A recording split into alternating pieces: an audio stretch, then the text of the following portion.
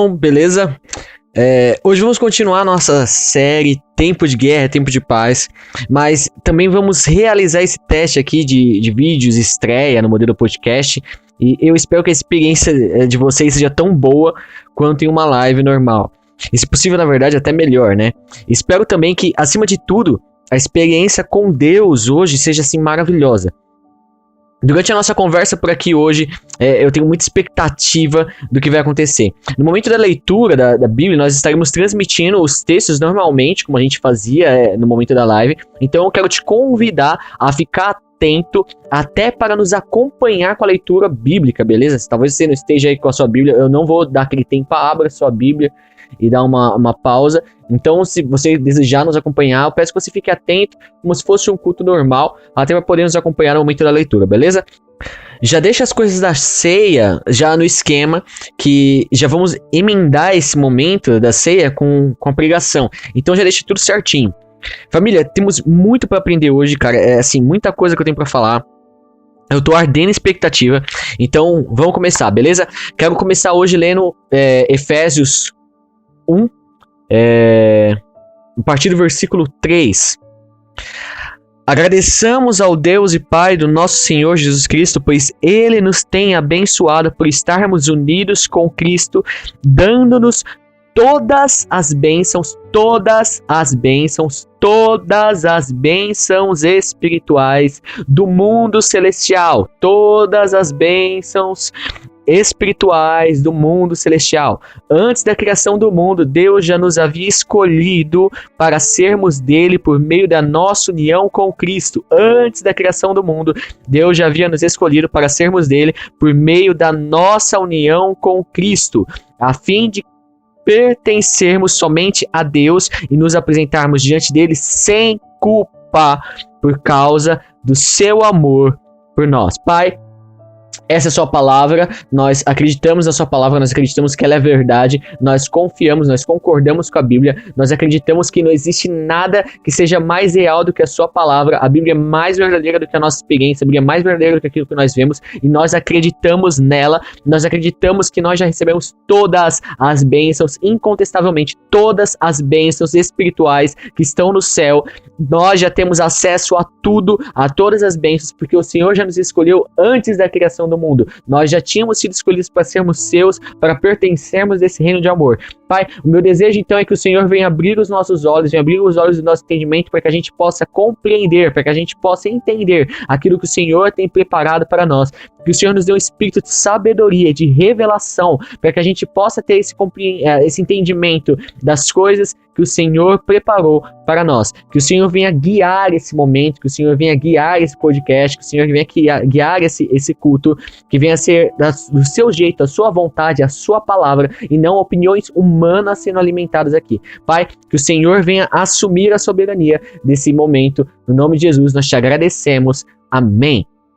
Família, para começar, eu quero revisar um pensamento simples. Estamos em guerra e isso é algo fácil de se entender. São guerras emocionais, guerras contra um vírus, guerras contra a crise, mas a Bíblia nos deixa claro que podemos ter total paz em meio a essas guerras. Nosso objetivo aqui é enxergar isso. Nós precisamos aprender a concordar com a Bíblia. Guerra é tempo de paz. Essa é a temporada que estamos. Mas muitas vezes nós não temos paz. Acontece que a Bíblia nos deixa claro que em Cristo nós temos acesso a tudo do Pai. Temos acesso a todas as bênçãos espirituais. A todas as bênçãos espirituais que estão nos lugares celestiais, que estão no mundo celestial. E cara, eu falei disso naquela pregação Novo Mundo. Vai estar aqui no card. Se você não lembra, tá aqui no card, clica aí e assiste. Temos acesso exatamente a tudo. Agora, se isso é verdade, por que muitas vezes nós não vivemos isso? É como se existisse um abismo entre aquilo que a Bíblia diz que temos com aquilo que realmente usufruímos. A ponto de, às vezes, até pensarmos que nossa fé não passa de uma utopia, não passa de uma fantasia. Acontece que a Bíblia tem muito mais promessas do que muitos de nós vivem. Presta atenção, eu não estou generalizando, falando que todos nós não vivemos. Eu estou falando que muitos de nós não vivem todas as promessas que a Bíblia tem. Esses dias eu estava pensando que, entre aspas, e bem entre aspas mesmo, A possível frustração que alguns vão ter no céu é que eu imagino que o cara vai chegar lá, velho, e ele vai ver que tinha um monte de coisa que ele possuía acesso para utilizar aqui na Terra e ele nunca usou. Acontece que em Cristo existe um tesouro que não podemos medir ou imaginar. Se chama vida abundante. Cara, muitos de nós não vivem e nem têm expectativa de se viver isso um dia. Não fazemos a mínima ideia de como desfrutar e se apropriar disso. E sabe por que isso acontece? Porque temos uma cultura de fracasso, uma cultura de gente fracassada impressa dentro dos nossos corações. Cultura que não vem de Deus. Cultura muitas vezes herdada dos nossos antepassados, herdada dos nossos pais, ou até mesmo da nossa própria cultura brasileira, cultura de um país emergente, uma cultura de inferioridade, enfim. Mas acontece que você precisa gravar isso na sua cabeça. Somos vencedores por natureza. Você precisa gravar isso. Somos vencedores por natureza. Essa é a verdade. É isso que a Bíblia diz. E ela é mais verdadeira do que toda a experiência que nós já tivemos até aqui.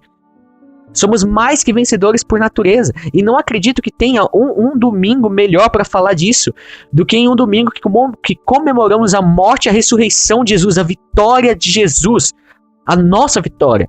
A missão mais louca e impossível de toda a história que Jesus finalizou com êxito. E foi ela que nos deu acesso a uma vida de vencedor. Nem de vencedor, de mais que vencedores. Essa foi a obra redentora de Jesus. Essa é a mensagem que carregamos, que nos mostra que fomos justificados não pelo nosso suor, não pelo que fizemos, mas por crermos no que Jesus fez. Essa mensagem que deixa claro que não existe mais nenhuma condenação sobre nós, nenhuma. Essa é a mensagem que em Jesus nós somos mais que vencedores. É isso que a Bíblia nos mostra ali em Romanos 8:37. Quer ver? Vamos lá. Em todas essas situações, somos mais que vencedores por meio daquele que nos amou. Em todas as situações, somos mais que vencedores por meio daquele que nos amou. Galera, muitas vezes, quando procuramos colocar em palavras alguns conceitos bíblicos, nem sempre nós temos palavras para eles. Porque os textos originalmente eles são gregos, nós falamos português, os pensamentos eles são divinos. E aí muitas vezes nós não temos palavras na nossa língua para traduzir questões espirituais, conceitos espirituais. Então nós ficamos com base de 1001 exemplos, fragmentamos em várias explicações para conseguirmos chegar próximo, né? Nem exato, mas próximo daquilo que realmente a Bíblia diz. Cara, olha a loucura desse texto. Tenta explicar como é que você pode ser mais que vencedor.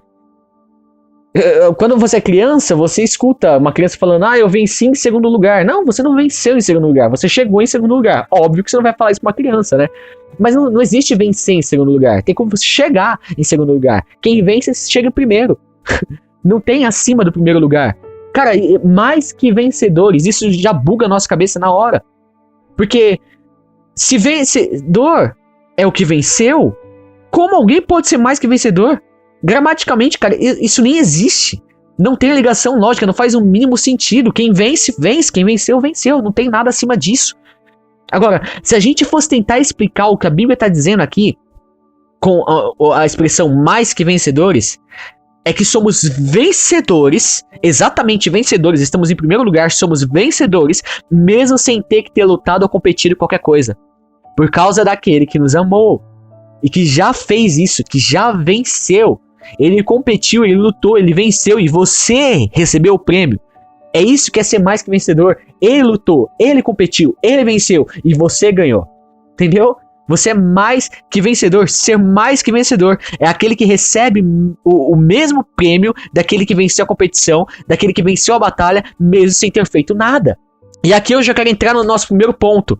A bondade de Deus. Família, precisamos entender que Deus, ele é muito bom, cara. Assim, mas muito bom. Quando Jesus ele tá ali junto com aquele cara rico lá, o jovem rico que pede pra seguir com ele, e o cara fala, bom mestre, e Jesus já dá no meio dele. Só existe um que é bom. Deus. Cara, assim, se for pra definir um cara que é bom, esse cara é Deus. Cara, mas ele é muito bom. No dia que realmente entendermos que Deus é bom, nunca mais vai passar na nossa cabeça alguma dúvida em relação do amor de Deus por nós. Quanto mais a fidelidade dele. Quando a gente passa a ter certeza da bondade de Deus, mas realmente, cara, ter certeza, ter plena certeza, nunca mais vamos deixar surgir um mínimo pensamento de que Deus está falhando em relação ao cuidado com a gente. Isso nunca vai surgir na nossa cabeça, porque Deus é muito bom. Quando falamos isso, precisamos entender toda a grandeza dessa frase. E só de começo, cara, precisa ser fixo e incontestável na nossa cabeça que Ele nos deu a mesma vitória que Cristo conseguiu. Ele considera eu e você exatamente como Jesus é vitorioso. Isso significa que para o Pai, nós temos a mesma vitória que Jesus. E a base para isso, a gente vê ali em Gálatas 2:20 ou em Efésios 2:6. Quer ver? Gálatas 2:20, assim já não sou eu quem vive, mas é Cristo que vive em mim. E essa vida que eu vivo agora, eu a vivo pela fé do Filho de Deus, que me amou e se deu a si mesmo por mim. Gálatas 2:20, agora Efésios 2:6, ó. Pois Ele nos ressuscitou com Cristo e nos fez assentar com Ele nos domínios celestiais, porque agora estamos em Cristo Jesus. Me responde uma coisa. Assim, que tem que ser óbvia na tua cabeça. Como você pode estar assentado com Cristo se você não vence como Ele? Pensa. Você precisa entender que Deus nos colocou na mesma posição. Exatamente na mesma posição. No mesmo status. Porque estamos nele. E sabe por quê? Porque Deus é justo. Romanos 5 fala que, por causa de Adão, todos nós somos considerados pecadores. Mesmo antes de ter pecado, cara. Da mesma forma, recebemos o perdão total, sem ter que pagar, por causa de Jesus. Você consegue perceber como Deus ele já corrigiu o caos da humanidade, ele já corrigiu a crise da humanidade? Você era pecador sem ter pecado. E incontestável, você era separado de Deus, independentemente por causa do erro de Adão. Mas agora você é justo por causa do acerto de Jesus, não porque você acertou. Mano, só quem realmente quer continua vivendo com o DNA de Adão. Mas aqueles que quiserem, que crerem, vivem com o DNA de Jesus. Família, é uma questão de escolha, uma questão de decisão. Todo mundo que acredita que Jesus veio para pagar a sua dívida, todo mundo que acredita que foi perdoado pela obra de Jesus, pela graça e não pela lei, esses são aqueles que são mais que vencedores por meio daquele que nos amou, Jesus. Mas qual o problema, cara? Queremos porque queremos viver com base na lei, com base nas nossas ações. Primeiro que a lei nem veio para realizarmos ela por nós mesmos. O objetivo de Deus com ela era mostrar aos hebreus a necessidade que eles tinham de depender de Deus. Eles que não entenderam isso. E hoje nós queremos continuar com a burrice dos hebreus, mano, com o mesmo erro. E por que isso é um erro, Lucas? Cara, olha o que Paulo fala aqui em Gálatas 2, versículo 21. Eu me recuso a rejeitar a graça de Deus. Pois se é por meio da lei que as pessoas são aceitas por Deus, então a morte de Cristo foi inútil. Cara, olha o peso disso daqui. Agora me diz você, por que viver desse jeito é um erro? Por que viver desse jeito querendo levar a sua vida com base nas suas obras, com base na lei, é um erro? Porque se a morte de Cristo ela foi inútil, o culto de hoje não faz o menor sentido. Na verdade, nem a nossa vida sequer faz sentido. Porque se não fosse pela morte de Cristo, a gente já está ferrado duas vezes. Uma, porque nós não temos acesso a Deus. O nosso acesso foi dado por causa de Jesus. E duas, porque nós não somos judeus. E o povo escolhido são os judeus, não os brasileiros. Nós só temos acesso a Deus e somos escolhidos por Deus por causa de Cristo. Por causa da morte de Cristo. Mas toda vez que a gente tenta resolver as paradas com base na lei, com base na nossa força, a gente está falando que o sacrifício de Cristo foi inútil. Então, meu filho, presta atenção, você está se desligando da graça, você está se desligando da única oportunidade que você tem de ser salvo. Agora, você percebe por que viver a vida com base na lei é um problema por si só? É por isso que precisamos aprender a viver com aquilo que Jesus conquistou para nós, cara. Aprendendo a concordar com a Bíblia em tudo. Nós somos salvos pela graça e não pelo nosso mérito, não pelo nosso desempenho. Não é uma questão de obras boas ou más.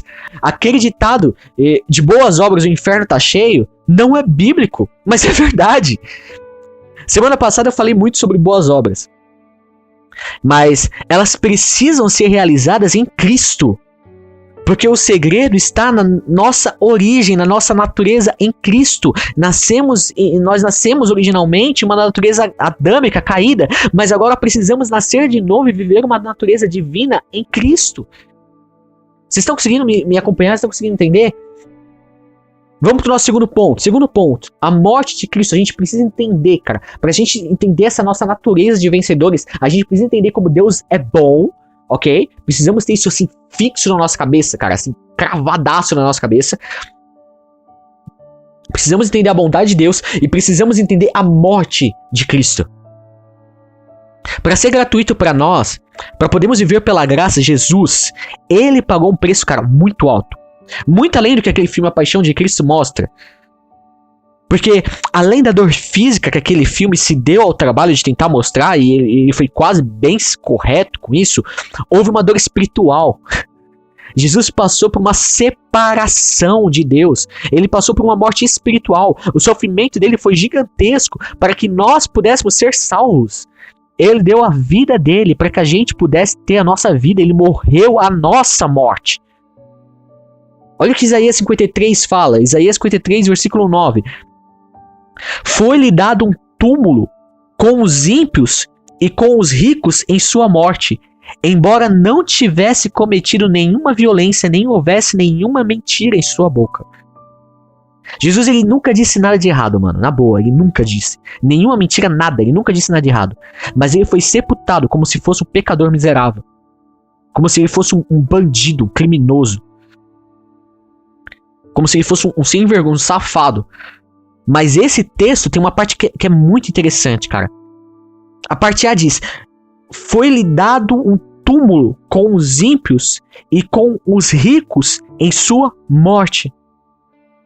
Só que no hebraico a expressão em sua morte, a palavra morte, ela tá no plural. Mortes. Em português estaria tanto errado, né? Em sua mortes. Seria gramaticalmente errado. O mais correto seria em suas mortes. Mas o interessante aqui não é nem o português, a gramática, mas o plural em si. Se morte está no plural, então o texto não está falando de uma única morte, mas sim de duas. A gente começa a entender então que o texto está falando é que Jesus morreu duas vezes. A palavra usada no hebraico aqui é mavet. E por quê? Porque na cruz, ele sofreu duas mortes. É isso que o texto está dizendo. Precisamos entender que Jesus ele tinha uma diferença muito grande em relação a todos os outros homens que vieram antes dele. Ele tinha um corpo como o corpo de Adão antes de pecar. Por isso que ele é definido na Bíblia como o segundo Adão. Quando Jesus ele nasceu de Maria ali em Belém, diferente do restante da humanidade, ele nasceu como Adão no Éden, sem pecado. Isaías fala disso. Pedro ele fala disso em sua primeira carta. Paulo ele fala disso lá em 2 Coríntios. Mas não é o que a Bíblia fala do restante de nós. Pelo contrário, a Bíblia deixa claro que todos nós nascemos em pecados e destituídos estávamos da glória de Deus. Mas Jesus não. Jesus nasceu como Adão e Eva antes do pecado. Ele viveu assim. Agora, se Jesus era como Adão, a gente pode pensar que Jesus possuía um corpo então imortal. Lembrando que Adão morreu fisicamente só depois de já ter morrido espiritualmente. Ele morreu espiritualmente e só depois, anos depois, ele morreu fisicamente. Acontece que se ele nunca tivesse pecado, ele nunca teria morrido. Presta atenção. Cara, assim, presta atenção, não se foca. Olha aqui, cara. Segue o raciocínio. Acontece que da mesma forma que Adão não teria morrido se não tivesse pecado, Jesus, ele precisava do pecado para morrer, mas ele nunca pecou. Ele precisava morrer espiritualmente para só então morrer fisicamente. Olha o que Paulo ele fala lá em 2 Coríntios 5. 2 Coríntios 5, versículo 21. Deus tornou pecado por nós aquele que nunca tinha pecado, para que nele nos tornássemos justiça de Deus. Deus tornou ele pecado, para que nele nós fôssemos feitos justiça. Deus ele pegou os nossos pecados, os pecados da humanidade, ele colocou sobre Jesus, cara. Lembra que a justiça, eu falei um pouco sobre isso na série Na Montanha, E eu falei que a expressão grega, que pro português ela é traduzida para justiça, significa algo mais ou menos parecido com o lugar onde e como se deve estar. Tá? Um estado, um lugar perfeito, um lugar onde você tem que estar, um lugar perfeito. Para que nele, em Jesus, nos tornássemos perfeitos. Jesus morreu por causa da condenação que era nossa, cara. Morreu em nosso lugar, mesmo sem ter cometido pecado, porque Deus colocou sobre ele os nossos pecados. Isso quer dizer que os nossos pecados foram transferidos para ele. Ele levou sobre si os nossos pecados lá na cruz. Agora, se cremos que ele foi julgado e condenado porque o nosso pecado estava sobre ele, então precisamos crer também que não existe julgamento para nós, porque ninguém pode ser condenado 2 vezes pelo mesmo erro. Jesus foi punido no nosso lugar para que a gente não fosse mais condenado. Jesus morreu para que a gente tivesse vida. Ele foi feito pecado para que a gente fosse feito justiça. Nos fazer justos, retos, perfeito. É isso que a Bíblia está falando que Jesus fez. Foi o nosso pecado que o matou, mas foi a sua morte que nos salvou. E é isso que a Bíblia chama de substituição. Essa é a obra perfeita do amor e da graça de Deus. E aí vem o terceiro ponto. E aqui a gente vai desenrolar pra caramba. Terceiro ponto. Nós precisamos aprender a viver pela graça. Aqui o bicho vai pegar. Lembrando, primeiro ponto, nós precisamos entender, nós somos por natureza vencedores, mas para vivermos isso, nós precisamos entender, a bondade de Deus, nós precisamos entender que Deus é bom. 2, a morte de Cristo, nós precisamos entender a morte de Cristo. E 3, nós precisamos aprender a viver pela graça. Família, precisamos entender que nós só somos mais do que vencedores, porque a vitória foi conquistada pelo sangue inocente de Jesus. Cara, a gente precisa ter isso fixo na nossa cabeça, cara. Ele sofreu por nós.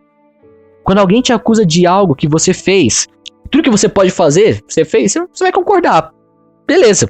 Realmente, cara, tá certo, eu fiz, vacilei. Desculpa. Agora, quando alguém te acusa de algo que você não fez, por mais que não deveria, geralmente a gente fica chateado. Não deveríamos ficar, beleza? Mas a gente fica. Inclusive, eu deixei uma mensagem aqui, tá aqui no CAD, falando sobre... hashtag chateado o tema. A gente tá falando especificamente sobre isso. Falei há uns dias atrás. Mas voltando para Jesus, foi exatamente isso que aconteceu. Ele não tinha culpa de nada, mas foi classificado como o pior dos pecadores. Você precisa entender, cara, que todos os seus pecados foram levados. Agora, o crente que por causa disso acha que pode ficar pecando porque tá na graça, cara, essa pessoa não entendeu nada. Essa pessoa não entende o valor da cruz, não entende o sofrimento de Jesus. Esse crente, ele brinca, pior, ele despreza Jesus. Não entendeu o que aconteceu na cruz, porque Jesus ter levado seus pecados não é autorização para pecar, mas sim a prova de por que você foi perdoado. Cara, esse crente resume a sua vida a uma crença furada. Ele não nasceu de novo. Ele não nasceu de novo. Ele nunca sequer foi salvo. Família, alguns de vocês conseguem me explicar, velho, como você pode saber de tudo que Jesus fez por você, todo o sofrimento, cara, você realmente reconhece, você leu, você realmente se apaixonou, você ama o amor que te alcançou, cara. Você reconhece o valor do sacrifício. Alguns de vocês, alguém consegue me explicar como você pode saber de tudo e continuar na vida de pecado? Cara, isso é um tamanho de desprezo pelo que Jesus fez. A graça, ela veio para nos fazer livres e justos. Olha o que Paulo está falando aqui em Romanos 6, no versículo 14. Pois o pecado não os dominará, porque vocês não estão debaixo da lei. Vocês não estão debaixo da lei. O pecado não os dominará, porque vocês não estão debaixo da lei, mas debaixo da graça. Agora, por que o pecado não me domina? Porque não estou mais vivendo a minha vida, cara. Eu estou vivendo a graça, a vida de Cristo. A graça me livra do domínio do pecado. É o único jeito de viver livre do pecado. Totalmente do contrário do que já vi muita gente falando, cara. Já vi pastor, homem e mulher que se diz de Deus pregando contra o evangelho da graça, defendendo que isso é um evangelho errado, que leva o povo pro pecado. Olha o absurdo dessa afirmação com base bíblica, mano. Isso é ridículo. A graça é o único jeito, e não existe nenhum outro de se viver livre do pecado. O que Paulo fala em Efésios, vocês são salvos pela graça mediante a fé, Efésios 2. Porque a graça é a própria vida de Cristo dentro de nós, expressada através de nós. Se vivemos nossa vida no erro, não estamos na graça, cara. A gente está na desgraça. Nós estamos destituídos da graça. E tão ruim quanto isso, é você querer ensinar que para ser aceito por Deus, você precisa viver debaixo de um conjunto de regras, debaixo da lei. Porque Paulo acabou de falar aqui em Romanos 6, que nós não estamos no pecado justamente porque não estamos debaixo da lei. Mas olha só o que ele fala em Gálatas 5. Gálatas 5, versículo 4 diz: vocês que querem que Deus os aceite porque obedecem à lei, vocês estão separados. Vocês estão separados de Cristo e não têm a graça de Deus. Cara, pra você que curte uma versão mais antiga, olha só, mano, olha que forte a Almeida atualizada tá, mano. Mesmo texto, Gálatas 5:4. Da graça decaíste, de Cristo vos desligaste, vós que procurais justificar-vos na lei, da graça decaíste. Família, se o único jeito de ser salvo é pela graça, por estarmos unidos em Cristo, a grande realidade aqui é que tanto quem vive no pecado, falando que está na graça, quanto quem vive uma vida achando que para ser justo precisa viver pela lei, tanto um quanto o outro vai para o inferno. Porque tanto um quanto o outro, como já lemos em Gálatas 2, 21, um pouco mais acima, está negando a cruz de Cristo. Seja de forma direta ou de forma indireta, mas está, cara. Família, eu falo sem medo, cara, sem medo de errar. Tem gente que se diz crente e vai pro inferno. É só você ler Mateus 7. Cara, isso é sério, é muito sério. E quem me conhece sabe que eu não sou uma pessoa que gosta de ficar falando disso, mano. Eu não sou. Mas isso não deixa de ser um fato. Gente, não faz o menor sentido alguém pagar toda a minha dívida e eu agir como se não tivesse acontecido nada. Eu estou desprezando quem pagou a minha dívida. Vocês conseguem entender isso? A graça veio para nos purificar do pecado e para nos livrar do domínio do pecado. Quem vive na prática do pecado não está na graça, está dominado pelo pecado. Não viver na vida de Cristo, porque em Cristo não existe pecado. Só que a graça veio para nos purificar do pecado. Quem quer viver debaixo de conjuntos de regras para tentar se justificar, alcançar sua salvação, está dizendo que a cruz de Cristo não foi suficiente para salvar ele. Você está falando que Jesus não é suficiente? É isso mesmo que você está acreditando? Quem ainda busca o prazer do pecado, cara, é porque ainda não aprendeu a viver na graça. É isso que Paulo está falando em Romanos 6. Imagina que eu convido você para ir jantar aqui na minha casa, depois da pandemia, tá? E aí eu vou pagar tudo, cara. Eu vou fazer alguns pratos maravilhosos, vou fazer uma lasanha assim top, a gente vai fazer um churrasco, um frango assado, e aí a gente senta pra comer com tudo, cara. Vai ter janta, vai ter sobremesa e até um cafezinho depois. E aí você come até se satisfazer, tipo assim, tô empanturrado, não aguento mais, tô satisfeito. E aí quando você tá satisfeito, eu vou lá e coloco tudo de novo. Eu coloco de novo a lasanha, coloco de novo o churrasco, coloco de novo o frango assado, coloco tudo. E aí eu chego em você e falo, Tó, come aí, isso é pra você. Você vai olhar assim pra mim, mano, como assim, velho? Eu já comi, eu tô satisfeito, eu não aguento mais. Eu não aguento mais, na boa, sério, eu não aguento mais. Família, aquele que recebe Cristo como Senhor e Salvador, Jesus é suficiente pra ele. Quando alguém oferece qualquer outra coisa, seja ela o que for, seja pecado, seja conceito, seja opiniões, seja lei, a resposta da pessoa é: eu não preciso disso. Com Cristo eu tô satisfeito. Com Cristo eu tô satisfeito. É isso que precisamos entender. Jesus, ele é suficiente, cara. O Senhor é o meu pastor e nada me falta. Não é que nada me faltará, nada me falta.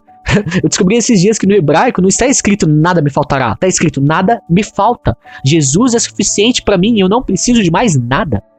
Tudo que eu preciso se resume em Jesus. É Ele que me dá paz que o mundo não pode dar, cara. É Ele que me dá a paz que excede todo entendimento humano. Foi Ele que pagou o preço e levou o castigo. E por isso hoje eu tenho paz. O castigo que traz a paz estava sobre Ele. É por causa dele que em meio à guerra firme está a nossa paz. É por causa dele que nada me abala. É por causa dele que tenho paz. Jesus e mais nada. É tudo por causa de Jesus. Jesus morreu na cruz para ser suficiente para mim. Para eu poder ter uma vida abundante. Agora, vamos voltar lá para Isaías. Aquele texto lá que diz que Cristo recebeu a sua morte, tá ok? No plural. Quando o nosso pecado ele foi transferido para ele morreu espiritualmente. A Bíblia fala que às 9 da manhã ele foi crucificado. Ao meio-dia, o pecado da humanidade, de todos os tempos, de todas as eras, cara, caiu sobre ele.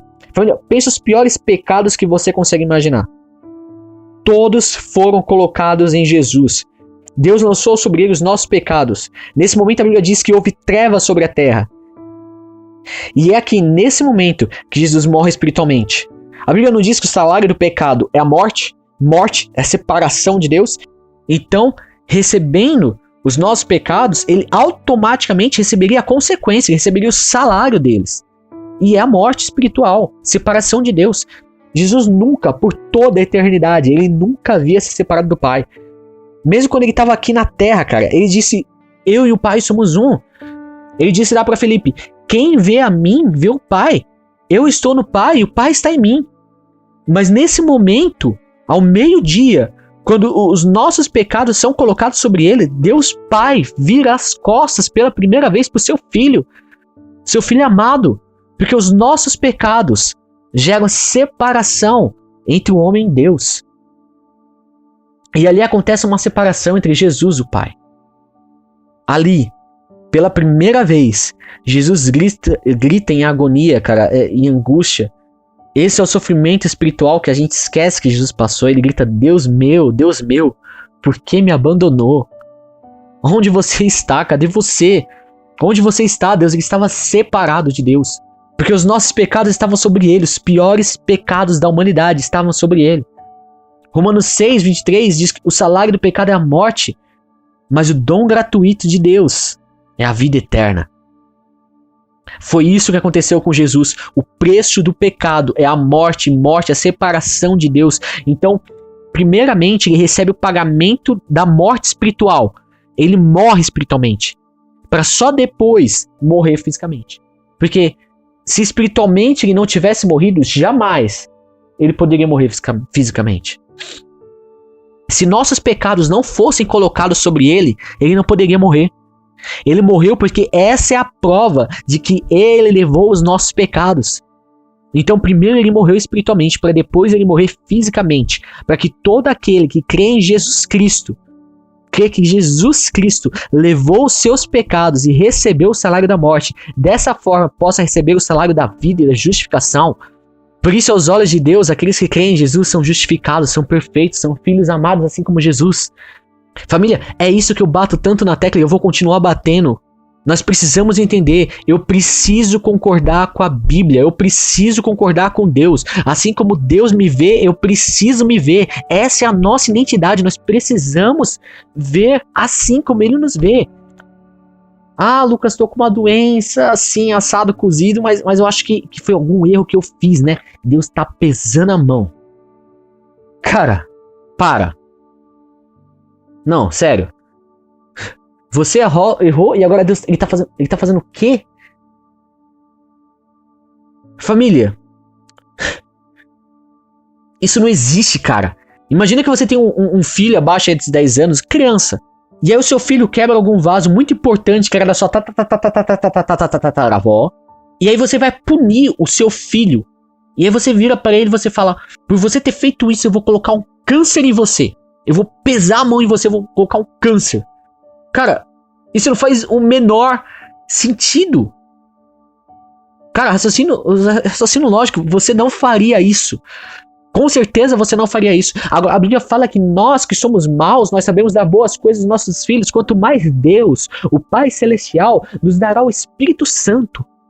Entenda, a gente coloca culpas em Deus, mentiras do inferno, e nós cristãos falamos isso como se fosse verdade. Não é. Ah, Deus está querendo me ensinar alguma coisa com essa doença. Não, Ele não quer te ensinar nada. Para de ser burro. Jesus levou sobre si as nossas doenças.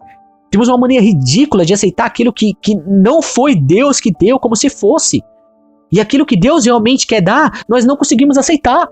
Cara, é doença que não tem nada a ver com Deus. E o crente vai lá e me aceita. A salvação que é de graça, o cara não consegue me aceitar. Cara, por favor. com todo respeito, assim, mano, na boa, assim, me desculpa, até peço perdão, mas se você acredita nisso, que Deus, ele te dá doença, mas você não consegue acreditar que ele te dá a salvação de graça, é melhor você ir pro inferno, mano. Eu vou te falar por quê. Porque você não vai conseguir passar a sua eternidade inteira com um Deus que não coloca uma doença nem uma dor em você. E já que você gosta de dor, então é melhor você ir pro inferno, que lá a dor é garantida, é o que a Bíblia fala. Cara, como assim? Como assim Deus, que é um bom pai, ele vai colocar doença em você? Você aceita uma doença, mas você não consegue aceitar que a salvação ela é de graça. Você é livre, curado, sarado, restaurado. Jesus resolveu. Me fala que raio de Bíblia você tá lendo, pelo amor de Deus. Cara, porque assim, não bate na minha. E olha que eu já li 2 versões diferentes, 2,5 na verdade. Isso que eu tô começando a 4ª agora, que é aqui em James. E eu não tô contando a Bíblia Mensagem, que eu também já li. Não, eu nunca vi isso. Cara, Deus não tem nada a ver com doença. Não tem. Não faz sentido ele mandar Jesus para levar suas doenças e ele te dá doença. Você é louco? Salmos 88, ele fala um pouco de como foi o sofrimento de Jesus ali na cruz. Salmos 88, versículo 4, olha o que fala. Sou contado entre os que descem a cova. Sou como um homem que já não tem forças. Fui colocado junto aos mortos. Sou como um cadáver que jazem no túmulo, dos quais já não te lembras, pois foram tirados da tua mão. Puseste-me na cova mais profunda, na escuridão das profundezas. Tua ira pesa sobre mim. Com todas as tuas ondas me afligiste. Cara, isso aqui tá falando do sofrimento espiritual de Jesus. Esse é o único caminho justo para resolver o erro de Adão. O único jeito seria um justo que nunca pecou. Só assim poderia ser resolvido o problema da humanidade. Se eu e você continuasse sendo condenado pelo pecado de Adão, ainda que por algum milagre a gente não pecasse, isso nunca ia acontecer, Deus ele seria injusto. Mas Deus é justo. Então ele vem e corrige isso através de Jesus. Olha só que interessante que o Paulo fala aqui em Romanos 6, no versículo 6. Pois sabemos que o nosso velho homem foi crucificado com ele, para que o corpo do pecado seja destruído e não mais sejamos escravos do pecado.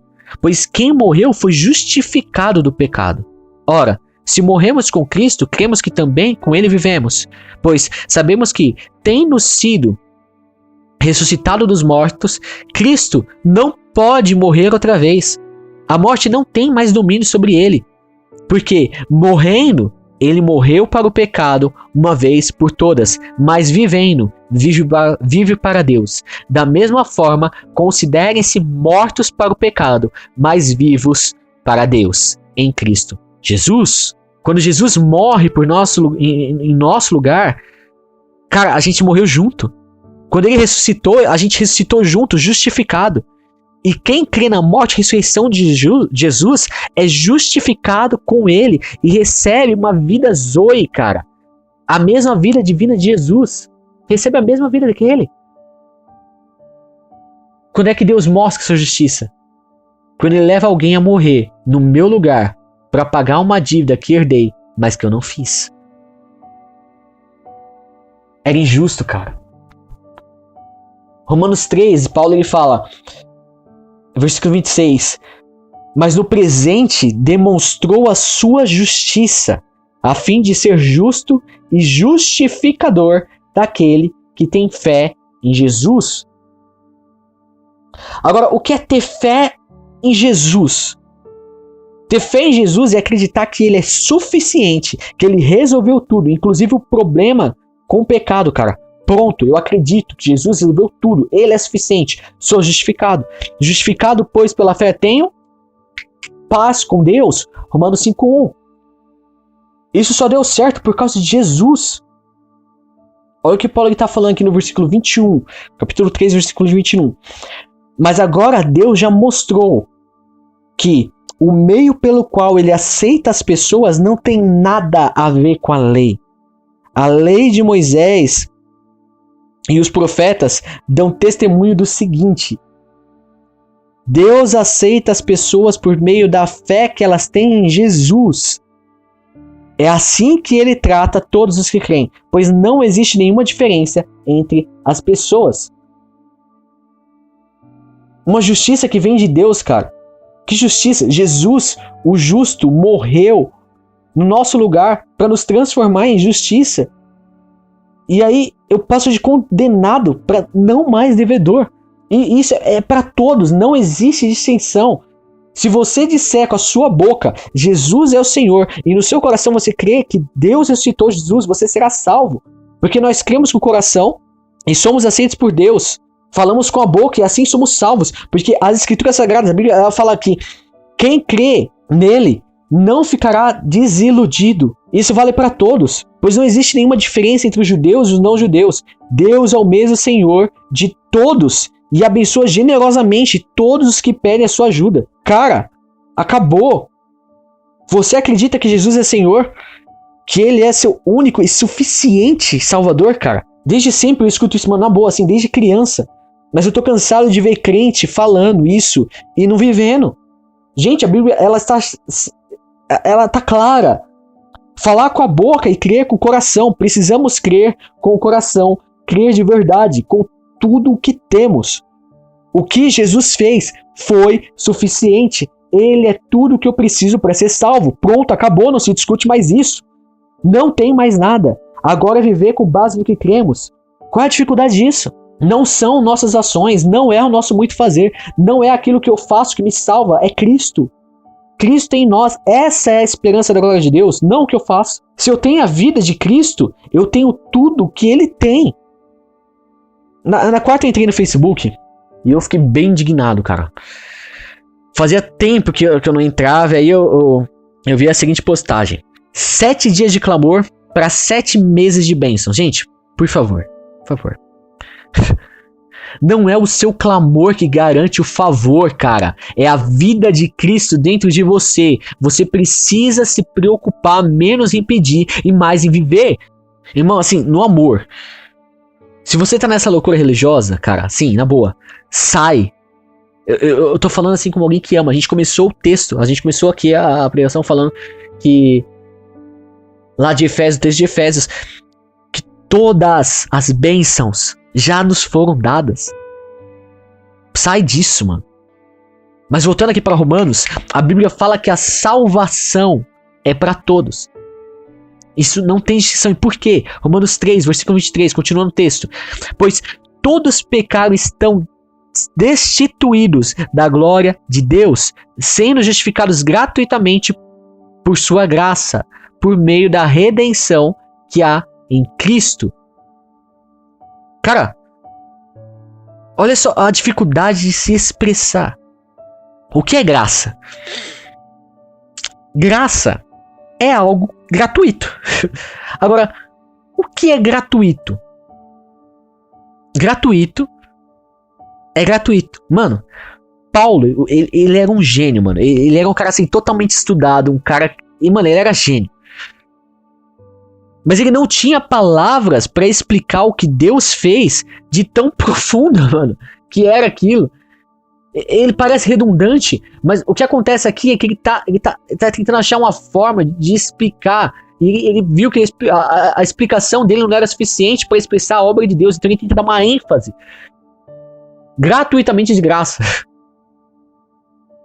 E olha você continuando. Sendo justificados gratuitamente por sua graça. Gratuitamente de graça. Por meio da redenção que há em Jesus. Deus ofereceu Cristo como sacrifício para que, pela sua morte na cruz, Cristo se tornasse o meio de as pessoas receberem o perdão de seus pecados pela fé nele. Deus quis mostrar com isso que ele é justo. Do passado ele foi paciente e não castigou as pessoas por causa dos seus pecados, mas agora, pelo sacrifício de Cristo, Deus mostra que é justo. Assim, ele é justo e aceita os que creem em Jesus. Cara, isso é extremamente poderoso. Agora me escuta. Voltando para a cruz. Ao meio-dia, Jesus ele morre espiritualmente. Acontece que às 3 da tarde ele morre fisicamente. E é por isso que Isaías 53 fala mortes. Primeiro a morte espiritual, depois a morte física. E o mais interessante é que tudo acontece em intervalo de 3 horas, cara. E a Bíblia faz questão de marcar isso. Mas isso também é uma conversa para outro dia. Acontece que depois disso, Jesus ele é sepultado e depois ele ressuscita. Muitas vezes nós usamos a cruz como símbolo do cristianismo. E é verdade. Na cruz nós fomos substituídos.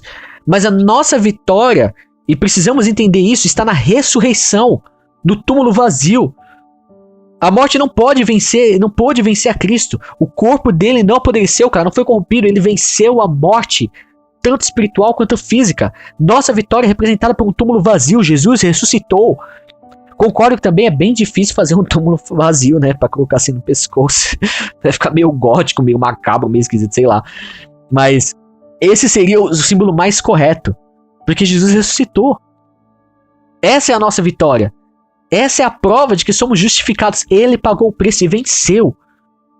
Olha o que Pedro está falando, 1 Pedro 2,24.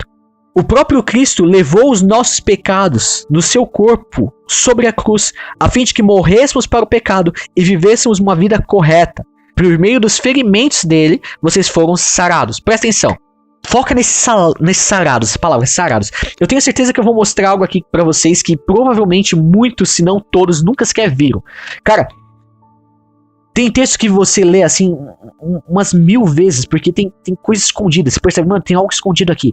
Eu lembro quando a Letícia foi me ensinar o lédico, e ali a gente começou com o Salmos 23, o Senhor é meu pastor e nada me falta. Ele me é suficiente, deitar-me faz em verdes pastos.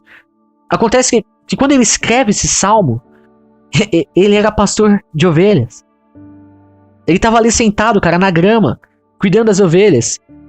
E aí ele começa a escrever o que ele estava vendo, o que ele estava sentindo. Ele colocou a experiência dele em palavras. Só que hoje nós temos palavras, nós temos as palavras. A Bíblia tem as experiências escritas em palavras. E aí a gente tem que aprender a enxergar as experiências através dessas palavras. Porque as experiências foram escritas ali em palavras. Você deve lembrar da sua época de escola. Em matemática existe, na verdade, um negócio chamado operação inversa. É quase a mesma coisa. Nós precisamos ler a palavra e ver a experiência. Ver o que estava acontecendo. Ver o que o autor estava vendo, estava sentindo. Ver a experiência. Cara, quando eu leio a Bíblia, eu preciso ver o que o autor estava vendo. Eu preciso enxergar. Porque se eu não enxergar, cara, o que ele enxergou, quando eu ler, se eu não ver o que ele escreveu, cara, ferrou. Eu vou errar. E é por isso que tem tanta heresia, tem tanta gente falando besteira aí fora. Porque ele pega a Bíblia e define como um texto. E tá errado. Existe uma experiência por detrás das palavras. A vida cristã, existem coisas que palavras não são suficientes para explicar. Existem coisas que faltam palavras. Porque nossa mente humana ela não consegue compreender, não explica. Não adianta querer viver o evangelho no nível da razão. Vai dar errado. Você vai viver outra coisa, mano. Você vai viver uma vida fazendo campanha para correr atrás de bênção, sendo que a Bíblia nos garante que elas vão correr atrás da gente. Não dá para explicar, mas cara. A gente vai ficar correndo atrás de bênçãos, sendo que a Bíblia diz que todas as bênçãos espirituais do mundo celestial já é nossa. Foi o primeiro texto que a gente leu. Mas aí a gente mistura religião, opinião, idolatria, textos bíblicos totalmente isolados, e a gente cria um troço esquisito e chama isso de evangelho. E não é. Pelo amor de Deus, a gente tem que sair disso, mano. Paulo ele ora aos Efésios para que fossem iluminados os olhos do nosso entendimento. Tem que ter um boom, tem que ter, sabe? Jó ele diz, antes eu te conhecia de ouvir falar, mas agora eu te conheço, porque eu posso ver. Família, quando você vê a graça, quando você vê a obra da cruz, quando você enxerga a ressurreição, cara, você viu, você tava lá, você não estava assim fisicamente, mas é como se você estivesse. Você lê aquilo como se você estivesse vivendo aquilo naquele exato momento. É como se você fosse transportado para aquele exato momento, para aquele lugar. Pronto, cara, isso muda tudo. Isso muda seu valor, muda sua opinião, muda tudo. Você já não vive por aquilo que você vê, você vive por aquilo que está dentro de você, você vive por uma eternidade. Você não vive por aqui agora, você vive pela eternidade. Cara, agora olha o que eu descobri essa semana, cara. A parte B diz que por meio dos seus ferimentos, pelas suas feridas, a palavra grega aqui é molops, significa ferida que escorre o sangue.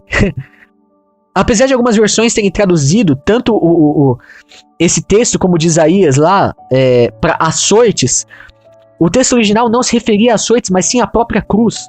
Agora, a palavra no grego para sarados é ialmai, que significa tornar perfeito. O que está escrito aqui é Molopes e Elmai. E isso está mais perto de pelo sangue que escorreu, por através das suas feridas nos tornamos perfeitos. Eu e você nos tornamos perfeitos. Em português ficou sarado. Em algumas versões ainda está curados, mas a palavra sarado está mais próxima do correto. Eu vou te explicar o porquê. Muitas vezes nós usamos esse texto para cura divina. Eu mesmo já fiz isso. Mas Pedro, ele não estava falando de cura aqui. Se ele estivesse falando, ele teria usado Isaías 53:4 e não Isaías 53:5. Ele não ia ter usado o versículo 5. O 5 foi mal traduzido para nós, isso sim. E eu mesmo já falei, eu já ensinei isso errado. Eu já orei isso errado. Porque eu não tinha conhecimento. Lê o texto no contexto. Lê esse texto aqui de Pedro no contexto. Lê o texto. Pedro, ele não entra. Ele não está falando de cura. E do nada ele fala ele mete lá uma cura. Nada a ver. O único trecho sem nexo nenhum. E depois ele volta a falar do que ele estava falando. Não faz o menor sentido. Não, ele não estava falando de cura. O que ele está falando aqui é que por causa do sangue que escorreu, eu fui feito perfeito. Ele está falando mais uma vez de como fomos tirados do domínio do pecado. Eu vou dar uma explicação básica que você vai entender. Sabe aquele cara malhado da academia, bem fortão assim, com o corpo todo pá tal? Aquele cara sarado? Em uma análise física, sarado é perfeito. Perfeito é sarado. Vamos ler de novo aqui, 1 Pedro 2, versículo 24. Só que agora, traduzindo, né, da forma correta, o que realmente o texto original do grego estava dizendo. Está dizendo, o próprio Cristo levou os nossos pecados no seu corpo sobre a cruz, a fim de que morrêssemos para o pecado e vivêssemos uma vida correta. Porque através do sangue que escorreu por suas feridas na cruz, vocês se tornaram perfeitos. Se somos perfeitos, não faz sentido não termos uma vida correta. Nós não éramos, mas por causa dele nos tornamos. Isso é ser mais do que vencedor. Toda a culpa e consequência de toda a condenação que estava sobre nós foi removida, porque ela estava sobre Jesus, ela foi lançada sobre Jesus. Por isso somos, por natureza, mais que vencedores. Mais que vencedores sobre o pecado, mais que vencedores sobre doença, mais que vencedores sobre a miséria, mais que vencedores sobre o medo, mais que vencedores sobre o inferno, mais que vencedores sobre demônios, mais que vencedores sobre a fofoca, mais que vencedores sobre a divisão, mais que vencedores sobre a corrupção, sobre as dúvidas. Somos mais que vencedores por meio daquele que nos amou, e esse alguém é Jesus. Tudo que Jesus Cristo venceu, todas as vitórias de Cristo também são nossas. Não somos coitadinhos miseráveis, somos mais que vencedores. Temos autoridade dada por Jesus para abrir e fechar, cara. Para ligar e estabelecer e para desligar e desestabelecer. Temos autoridade para cancelar a doença, o roubo, o medo, a escassez, a insônia, o desespero, a preguiça, a ansiedade. Nós podemos cancelar tudo. Você pode cancelar isso. Você é rei e sacerdote. Já passou da hora de nos levantarmos como filhos de Deus, como herdeiros. Cara, olha pra cruz, olha pra obra de Jesus, olha pras conquistas dele, cara, a vitória dele, porque essa é a sua vitória, a sua conquista. Você já é abençoado através de Cristo, não precisa ficar indo procurando atrás de porcaria de campanha, que fica te prometendo algo que já é seu por direito através de Jesus. Jesus já conquistou. Deus é extremamente generoso, é isso que a Bíblia fala. Nós muitas vezes não acessamos o que ele nos dá, e por quê? Porque muitas vezes não sabemos que isso é nosso, que nós temos esse direito. Mas muitas vezes nós não acessamos porque mesmo quando sabemos, não cremos que pode ser tão bom assim. Em outras palavras, nos falta fé. Precisamos crer, cara. A gente precisa aprender a crer. Agora que sabemos que ele sofreu muito, cara, nós precisamos bater no nosso peito, com toda a convicção, com uma decisão ardendo dentro de nós. Eu vou fazer valer a pena. Eu acho que você já deve ter assistido aquele filme Em Busca do Soldado Ryan. É um filme antigo. Pelo menos eu já vejo ele passar na TV faz tempo, né? Meu pai deve ter assistido esse filme mesmo, só ele, umas 1000 vezes. Em Busca do Soldado Ryan, sei lá. O filme conta a história de uma mãe, cara, que quase todos os seus filhos morreram na guerra, menos um. Então o exército americano decide fazer uma missão de extração desse último filho para devolvê-lo para sua mãe. Porque como país, eles não podiam deixar todos os filhos de uma mãe morrer na guerra. Acontece que esse rapaz, ele tava na linha de frente, mano. E o exército americano manda uma equipe de elite para resgatá-lo. Toda a equipe morre na missão. E no final, o comandante da missão lá, já muito ferido, sanguentado, morrendo, ele vira pro cara e fala: todos nós morremos por causa de você. Viva a sua vida de forma que faça valer a pena o nosso sacrifício. Cara, quando eu lembro dessa cena, mano, minha cabeça pira, velho. Imagina o Deus Pai, assim, olhando pra mim, falando: Jesus morreu por causa de você. Ele morreu pra você viver. Viva a sua vida de forma que faça valer a pena o sacrifício. Família, quando você tem falta, você não tá fazendo valer a pena o que ele sofreu por você pra te dar a vida e a vida em abundância. Essa era a missão de Jesus. Quando você se conforma com uma vidinha medíocre, você não está fazendo valer a pena o que Jesus pagou na cruz por você. Cara, sai desse casulo, peito pra fora, creia, viva em fé, declare. Lucas, mas eu declaro e não funcionou. Declara de novo. Lucas, mas eu já fiz isso. Declara de novo até acontecer. O resultado vai ser que vai acontecer. Precisamos aprender a concordar com a Bíblia. A Bíblia diz lá em Isaías 55 que a minha palavra não volta vazia.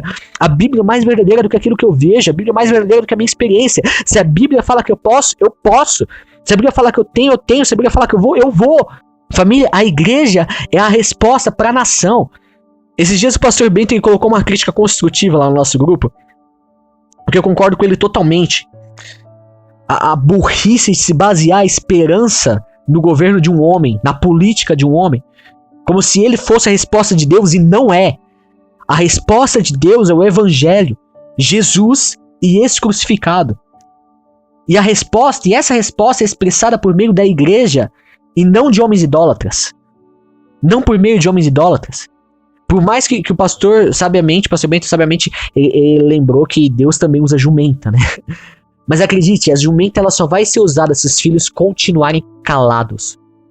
Nós não vamos nos calar diante de nada, porque somos mais que vencedores por meio daquele que nos amou. Essa é a nossa natureza, essa é a nossa identidade. Pode escrever o que eu vou dizer. Esses dias eu vi um vídeo de um dito crente com o seguinte título: essa é a geração que vai encher o inferno. Cara, na boa, eu amaldiçoo o cara que escreveu isso, cara, e que fez essa porcaria desse vídeo. Essa é a geração que vai entrar pela história, pelo gigantesco número de homens e de mulheres que expressa a perfeita vontade de Deus, cumprindo o legado de Cristo. Quando eu tinha 14 anos, eu tava andando na rua com a Letícia, eu lembro disso, cara, nitidamente na minha cabeça, isso nunca saiu da minha cabeça. Eu tava andando na rua com a Letícia e eu disse: eu vou desenhar um bigode na cara do diabo. Eu lembro da Letícia até dar uma risadinha na hora, falar: cuidado. Mas eu lembro, mano, e eu não vou morrer sem fazer isso. A gente vai atropelar velhos conceitos, a gente vai atropelar a velha religião, a gente vai atropelar aquela falsa mensagem que se diz evangelho e não é, porque não glorifica a Cristo como Senhor e como suficiente. O Espírito Santo está soprando por essa nação, cara. Existe um novo som, existe uma nova linguagem. Esse é um novo tempo, o nosso tempo, a nossa onda, o nosso som. E a igreja vai romper e não vai adiantar resistir. Porque quem resistir vai ser atropelado por esse tsunami. Ah, Lucas, mas eu não entendo. Cara, nem eu entendo tudo. Mas eu creio em um Deus que pode fazer infinitamente mais de tudo que eu pedi ou sequer mesmo pensar. Então eu decidi ser ousado.